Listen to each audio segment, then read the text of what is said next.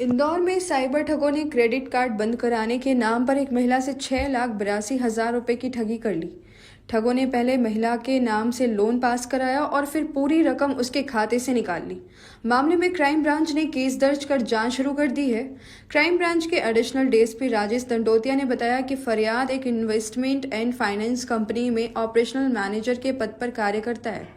करीब 3 माह पहले उसके पास एचडीएफसी बैंक का क्रेडिट कार्ड आया था, जिसकी उसे कोई ज़रूरत नहीं थी। इसी दौरान एक अनजान नंबर से कॉल आया। कॉल करने वाले ने खुद को बैंक प्रतिनिधि बताया और क्रेडिट कार्ड बंद कराने की प्रक्रिया बताई। महिला के सहमत होते ही ठगों ने अलग अलग नंबरों से लगातार संपर्क कर उसका भरोसा जीत लिया।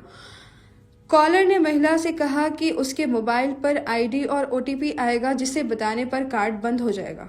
पहले महिला ने ओटीपी देने से मना किया, लेकिन झांसे में आकर उसने ओटीपी साझा कर दिया। इसके बाद महिला के नाम पर 6,82,000 रुपए का लोन पास कराया गया और 2 अलग अलग ट्रांजैक्शन जारी 4 लाख और 2,82,000 रुपए निकाल लिए गए। प्रारंभिक जांच में राशि उत्तर प्रदेश के एक बैंक खाते में ट्रांसफर होने की बात सामने आई है। फिलहाल क्राइम ब्रांच संबंधित बैंक खातों में कॉल डिटेल्स की जांच कर रही है। क्राइम ब्रांच में एक एफआईआर रजिस्टर की गई है साइबर फ्रॉड की। इसमें जो फरियादिया है वो इन्वेस्टमेंट एंड फाइनेंस जो कंपनी है उसमें ऑपरेशनल मैनेजर के रूप में पदस्थ है। उसके द्वारा रिपोर्ट की गई कि लगभग 3 महीने पहले, घटना से लगभग 3 महीने पहले उसके पास एचडीएफसी बैंक का क्रेडिट कार्ड आया था।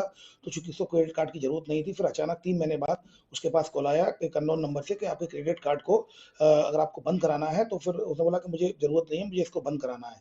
अननोन नंबर से फोन आया था, वो लगातार उससे बात करता रहा, वो जो स्कैमर था।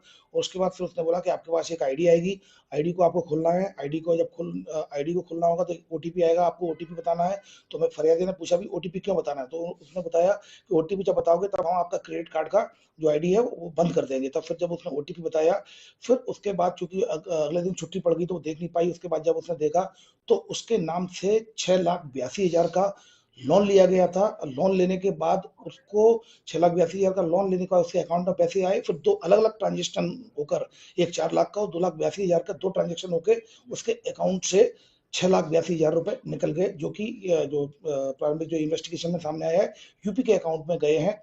फिलहाल इसमें केस रजिस्टर कर लिया गया धोखाधड़ी की विभिन्न धाराओं में। तो कुल मिलाकर क्रेडिट कार्ड को बंद कराने के नाम पर पर्सनल इंफॉर्मेशन शेयर की गई। उस इंफॉर्मेशन से स्कैमर्स के द्वारा लोन लिया गया फरियादिया के नाम से, और लोन लेकर फिर उसके साथ उसके अकाउंट से दूसरे मेरे अकाउंट पर पैसा ट्रांसफर कर दिया गया।